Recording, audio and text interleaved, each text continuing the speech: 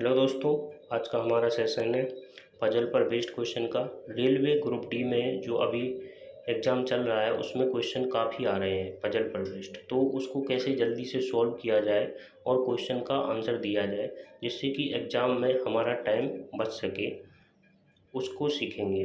तो चलिए दोस्तों बढ़ते हैं आगे। देखते हैं पहला क्वेश्चन। जैसे हमारे पजल दी गई है PQRST और U 6 व्याख्यान प्रतिदिन एक व्याख्यान के हिसाब से सोमवार से शुरू होकर रविवार के बीच निम्नलिखित वर्णित अनुक्रम से किए जाने हैं। छुट्टी वाले दिन गणना में नहीं आएंगे, ठीक है। तो यहाँ सबसे पहले पहली लाइन को याद रखेंगे कि सोमवार से शुरू होकर रविवार के बीच बोला है, तो सोमवार से शुरू हम लोग टेबल बना लेंगे, यानी कि Monday, Tuesday, Wednesday, Thursday, Friday, Saturday और संडे। दोस्तों इस तरह से हम लोग सप्ताह की टेबल बना लेंगे। और अब आगे बढ़ते हैं। इसमें दोस्तों बोला गया है आर का आयोजन शुक्रवार को नहीं किया जाना चाहिए, यानी कि शुक्रवार को आर का आयोजन नहीं किया जाना चाहिए।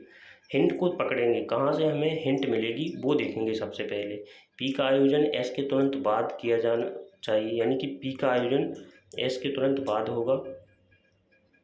क्यू और यू के मध्य 2 दिनों का अंतर होना चाहिए। किसी एक दिन कोई व्याख्या नहीं है। दोस्तों इसमें बोला गया है किसी दिन एक दिन व्याख्या नहीं है। कौन से दिन नहीं है? लेकिन वो शनिवार का दिन नहीं है। और उस दिन के ठीक पहले यू का आयोजन बुधवार को किया जाना चाहिए, यानी कि होना चाहिए। क्या लिखा है? उस दिन के ठीक पहले। उस दिन के ठीक पहले किस दिन?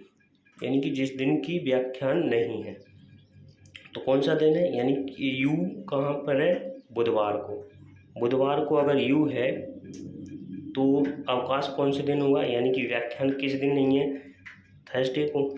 यहाँ पर हम लोग ऐसे कर लेंगे। और अब बचा क्या? पहली हिंट हमें जो मिली थी, टी का आयोजन शुक्रवार को होना चाहिए और उसके पश्चात यू का नहीं है, यू नहीं है, यानी कि पी शुक्रवार को है, टी शुक्रवार को हो गया।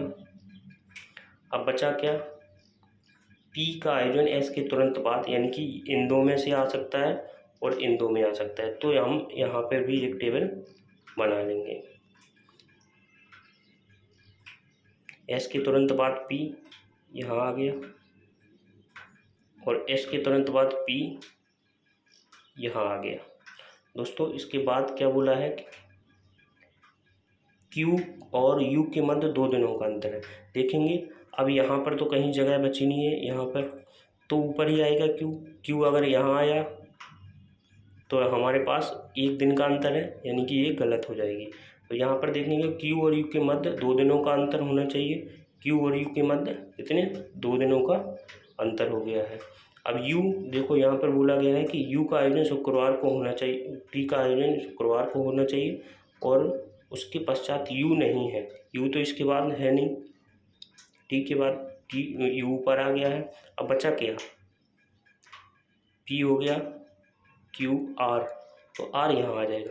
इस तरीके से हमारी ये पजल सॉल्व हो गई। अब क्वेश्चन देखेंगे कि क्वेश्चन कैसे आएंगे। ये क्वेश्चन, पहला क्वेश्चन, एस का व्याख्यान किस दिन होगा? तो दोस्तों देखते हैं एस का व्याख्यान किस दिन है? मंडे को। मंडे को दोस्तों एस का व्याख्यान है, यानी कि इसका आंसर हो जाएगा मंडे। अब बढ़ते हैं नेक्स्ट क्वेश्चन की ओर। कौन से दिन व्याख्यान नहीं है? देख लेते हैं कौन से दिन व्याख्यान नहीं है। दोस्तों यहाँ पर थर्सडे को व्याख्यान नहीं है। थर्सडे को क्या नहीं है? व्याख्यान नहीं है, तो यहाँ पर थर्सडे हो जाएगा। आगे बढ़ते हैं। यू और एस के बीच कितने व्याख्यान आयोजित किए गए हैं? यू और एस के बीच, ध्यान रखना, यू और एस के बीच। यू यहाँ पर है और एस कहाँ है? ये है। इसके बीच कितने आयोजित किए गए हैं व्याख्यान? 1।